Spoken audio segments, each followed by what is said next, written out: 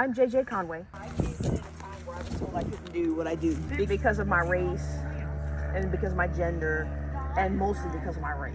Like they literally told me blacks can't do physics. And then I'm gonna tell you this story real quick. I was like, you can't deny me. I meet the requirements. And so about a year into it, I was failing really bad on the class. And I was like, man, maybe he's right. Maybe I can't do this. But I keep going in every day. You know how instructors are. They let you come in. And finally on a day when nobody else is in the office, they're all out for some function. He's like, look, I'm gonna level with you. My job is to get rid of you. And if you stop coming in here, I will stop feeding you the wrong answers. And so I was like, deal. I stopped going in his office. I graduated president of the Physics and Astronomy Club. I was the number 5 physics grad and the number 1 space physics grad. And I did physics in the Air Force for 23 years. Oh my goodness. So Yeah. did you go to college first and then join the military, or I did went you... to the Air Force Academy. Okay, so into the academy. Yeah, and the Air Force Academy, it's crazy. They had a survey in 2018 or 2019. More cadets today, or whatever that survey was, 2018 or 19, more cadets at that time felt like women did not belong in the military than felt 29 years ago when women were first let in. Really? At the Air Force Academy, the cadets on campus feel that women shouldn't be there. The first class of women was 1980 at the Air Force Academy, and to see that those attitudes are still there, it's tough. It's really tough.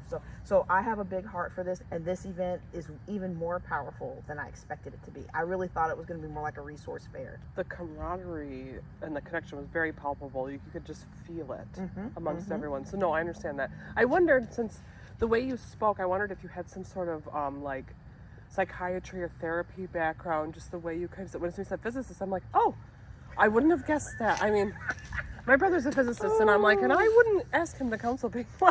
No, and So I I'm tell like, people that all the time. I'm a pastor.